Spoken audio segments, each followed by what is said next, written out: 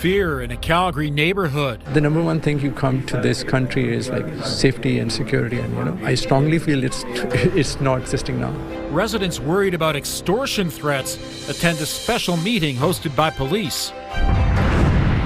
Under attack. We don't know why we're being targeted, and that uncertainty is really pushing the fear into overdrive. A homeowner wants to find out who's targeting his house night after night after night.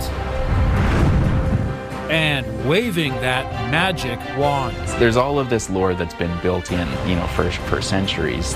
The unique Alberta business serving wizards around the world. CTV Calgary, local breaking news with Ian White. Good afternoon. A community town hall in Calgary's northeast highlighted fear, frustration, and urgent calls for action as police and provincial officials tackle a wave of extortion threats. Mark Villani is live now in Redstone, and Mark, several people at last night's meeting say a lack of trust with law enforcement is creating more safety concerns.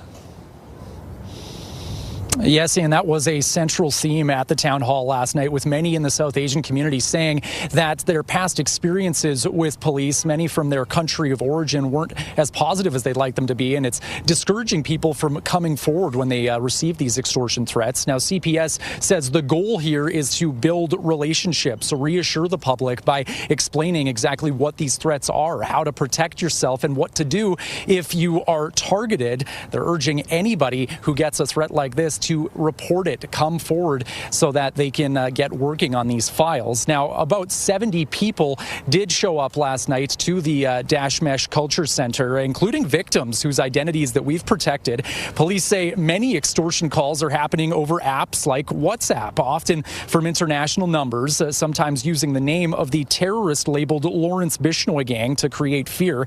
Now, CPS noted that in BC's Lower Mainland, some people are even applying for gun licenses and enrolling in gun training, worried that they could be targeted next. But officers warn against engaging with criminals as it can lead to high-risk situations. Now, one man we spoke to says he doesn't know what more to do after he received an extortion call just yesterday with threats to hurt his young son if he didn't pay thousands of dollars in cash.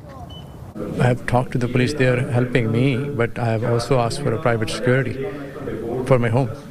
I'm spending on that. The number one thing you come to this country is like safety and security and prosperity. So I strongly feel it's not existing now. Now, provincial officials also attended last night's meeting. They say they're focusing in on a task force centered around cybersecurity and information sharing, hoping to track down exactly where these calls are coming from so that they can lay charges and hopefully make arrests. Speaking of which, Calgary police have not made any arrests. They're currently investigating 21 of these extortion cases. They hope to get some more positive news and actually get more information on this next week when they go to Surrey and visit other law enforcement agencies to strategize on how to solve this. Ian. Thanks, Mark. The Calgary man says he's the victim of 4 separate violent attacks on his northeast home. Chris Boucher has lived in his home for 20 years without any problems. But on January 29th, he found spray paint on 2 sides of his house. A night later, someone threw a softball-sized rock through a window. On the 3rd night, friends were watching his home when they saw 2 suspicious people with a large piece of wood and a knife. They were scared away after an altercation. And then Wednesday night, more rocks were thrown through his windows. We have no idea why any of this is happening to us at all. Like I said, I've been here for 20 years. I have a large friend group. We're friendly, polite people. I know all my neighbors, and even more so after a bunch of the social media posts, and my neighbors have really been nice. And we don't know why this is happening. We have no idea, and that's what scares us even more. We don't know why we're being targeted, and that uncertainty is really pushing the fear into overdrive. Calgary police say they're investigating, but so far haven't identified any suspects from the security footage. The memorial plaque for the victims of Calgary's worst mass killing has been stolen. The plaque honoring the Brentwood Five was reported missing from Quintera Legacy Garden yesterday. In 2014, Katie Paris, Lawrence Hong, Jordan Segura, Zachariah Rathwell and Josh Hunter were stabbed to death at a house party. Matthew DeGrood was found not criminally responsible due to undiagnosed schizophrenia. Katie's father noticed the plaque was missing yesterday, but he went to the park on what would have been his daughter's 35th birthday. So it's not just about, mourning, but I came here to relax and actually talk to her in my head. So it's just like a kick in the gut to see that it was gone. Calgary police are investigating. They say the increasing value of metals has driven up the number of plaque thefts over the last 5 years. The city is warning residents, especially in Bowness, it will be a busy summer of construction as crews replace a major water main. The city will use open cut construction to replace part of the Bears Paw South feeder main. That means a trench will be dug, affecting traffic in the area. Building Stage B of the line between 73rd Street and 87th Street Northwest will start in May and be completed in October.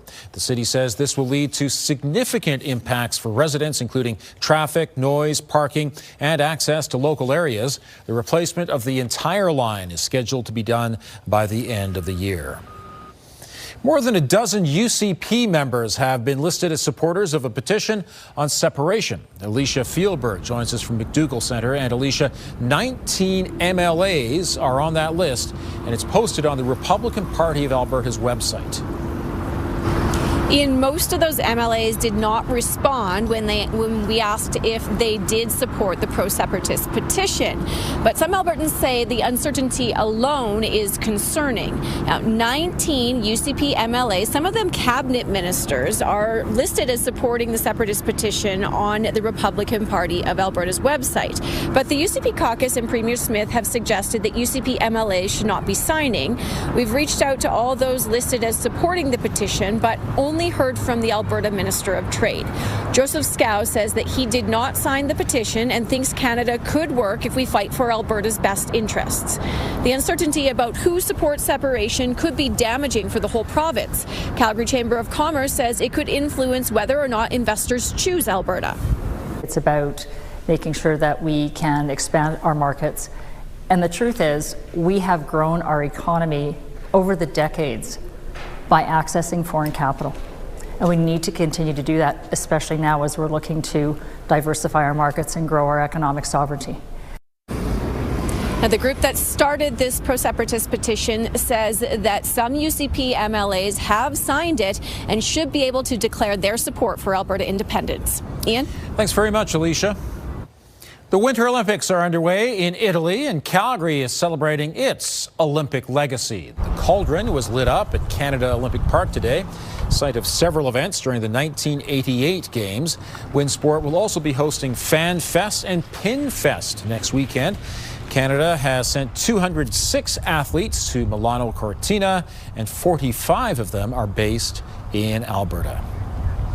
Well, it's been so warm this week that Lake Louise has now canceled its Ice Magic event. And Gina, that's, I'm sure, one of many events affected by the weather. Yeah, it's all thanks to the Chinook, which in Blackfoot lore means snow eater, but we've ran out of snow, so I guess it's going after the ice sculptures now.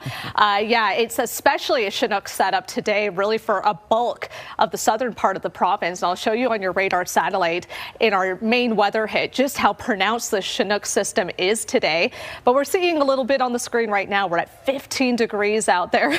So I got to readjust our high once again. It was 12 degrees just a couple of minutes ago, Ian. Now we're up to 15. So that Chinook is doing some heavy lifting today with those westerly winds bringing in all that warmth for us, as we're seeing on the screen here, even more pronounced in the southern part of the province, the Lethbridge area there. Take a look at your 24-hour forecast brought to you by Fifth Avenue Volkswagen, family owned, community driven. Discover more at Fifth Avenue Volkswagen. We're going to cool off to 3 degrees tonight. Nice clear start to Saturday and back into the teens by tomorrow afternoon. Ian.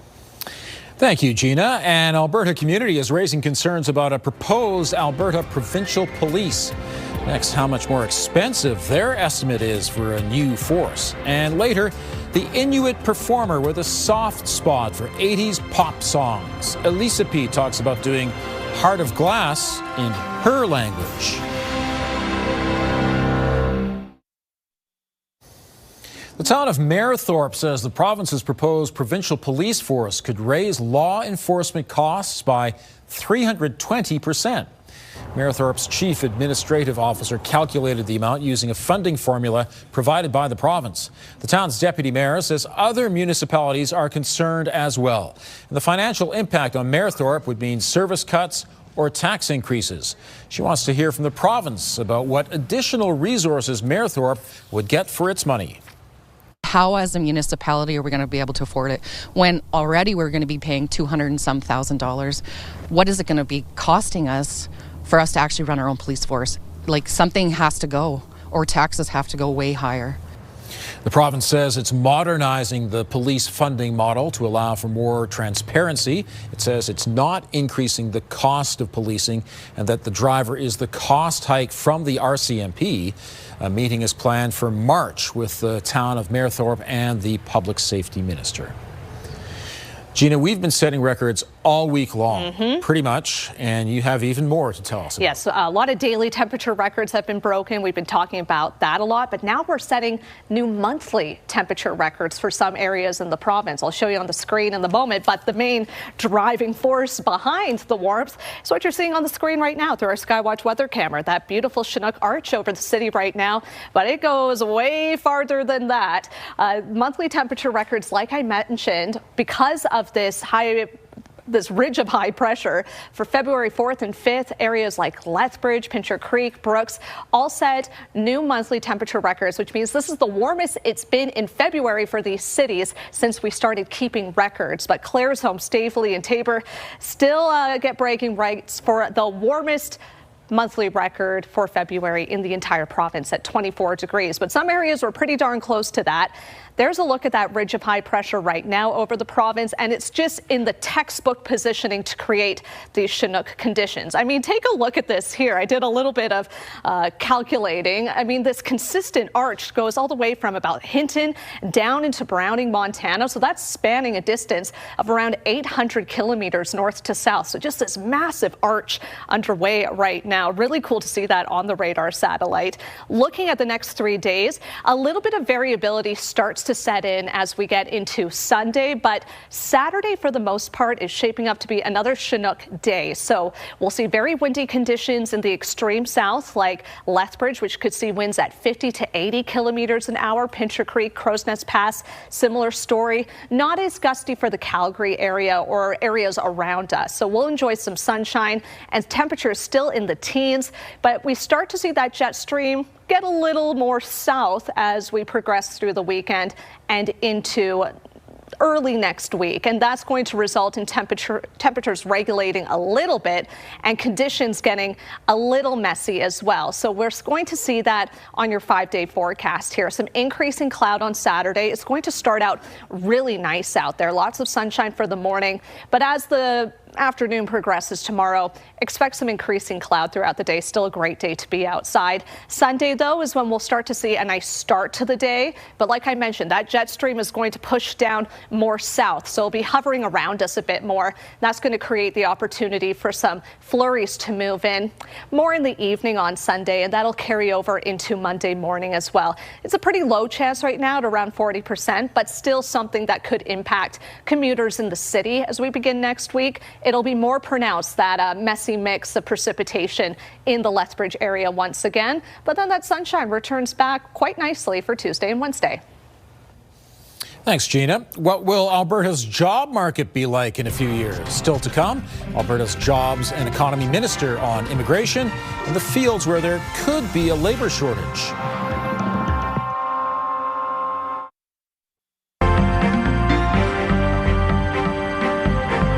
Canada loses more jobs than expected in the latest report from Stats Canada. Joining me is Robert Geary, investment advisor with the Popowich-Karmali Advisory Group. So how did the markets close out the day?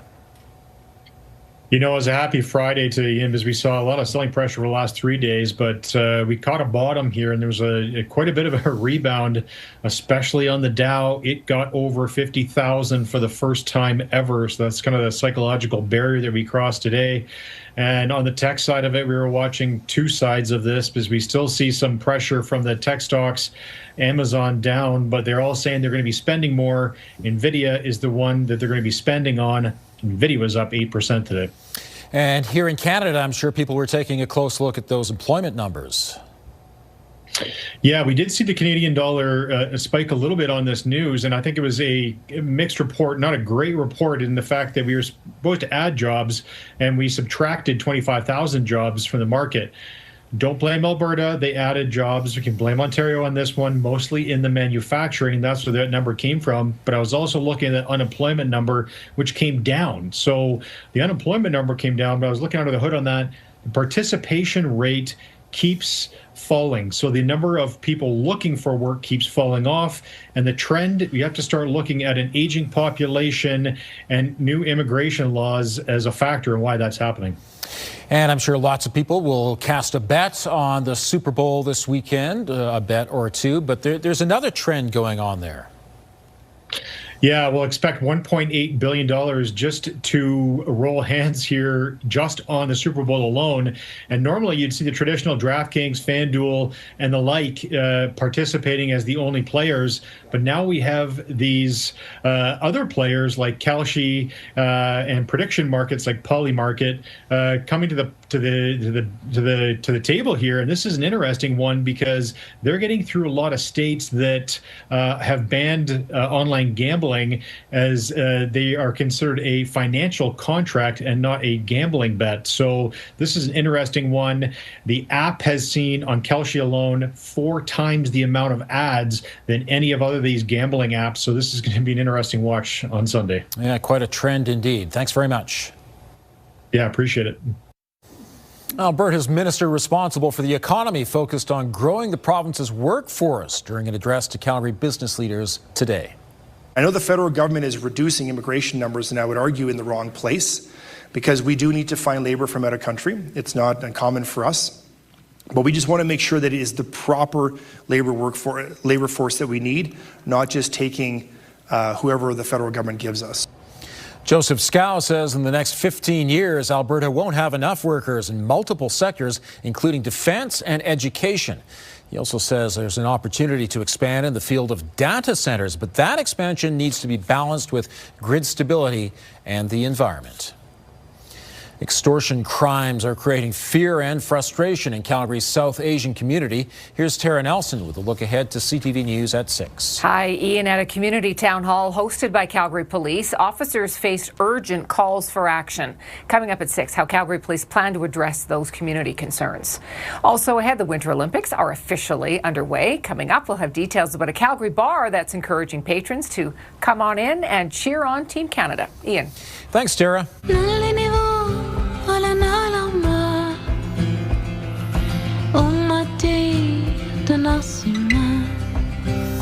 Juno Award-winning artist Elisa P. interprets pop songs like no one else. Whether it's Blondie, Cyndi Lauper, Sheryl Crow, or the Rolling Stones, she performs in her native Inuktitut language. She's at the Bella Concert Hall on March 14th. And joining me from Montreal is Elisa P. Nice to meet you.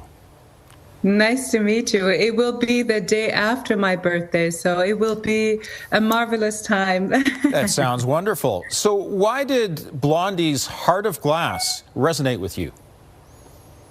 Oh, gosh. I mean, this album, Inuktitut album, which is my 4th album solo, really was about tracing back where I'm from. You know, in the 60s, we were still nomadic people in northern Quebec, in Nunavik, Inuit people, and a lot went on very quickly, a lot of changes. And I remember being a little girl in the 80s and being in this small town where my mother's original land and family is from, in Ivujivik, Nunavik. And I remember arriving, it was late spring, early summer. It's kind of like a Polaroid picture where I see these my young cousins who are teenagers then, get up on the dance floor in this tiny little hall, dance hall, and they get up and they start dancing to this song. Just that image, and just seeing these beautiful young Inuit, long hair, hips dancing, and it's just a feeling. I remember that moment like I guess it must have struck me so hard. And to see my extended interview with Elisa P., visit ctvnewscalgary.ca. Cooler this weekend in the city, but not that much cooler. Still above freezing. And look at that spectacular sunset along with the spectacular Chinook Arch. Gina will have the details coming up.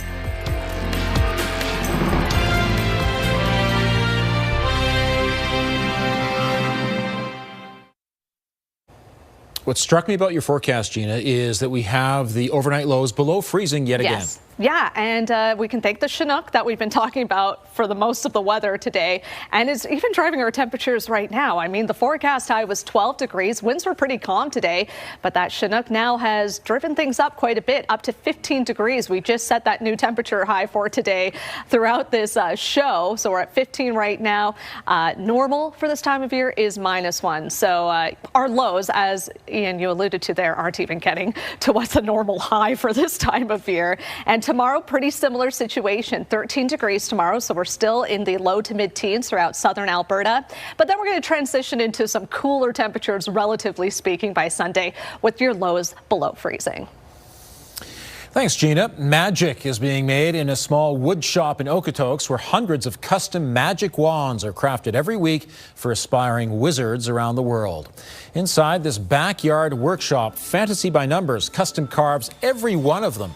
Co-founder Brendan Rose says when the business outgrew plastic prints, there were no machines on the market capable of carving fully custom designs. So he built and programmed his own. His partner, Jared Codd, is the hands-on guy, sanding, staining, and polishing each of the wands. Codd says customers are often specific about the type of wood they want for their wand. And different woods, they all have different lores. Just through a bunch of different cultures worldwide, ash trees are always very revered and things like that, and cedar is very protective, and so there's all of this lore that's been built in, for centuries that we can really lean into that way. The company's work has also caught the attention of Cinemark, which commissioned them to produce 10,000 wands for the theatrical release of Wicked. Thanks for joining us. Now here's the early edition of the CTV National News.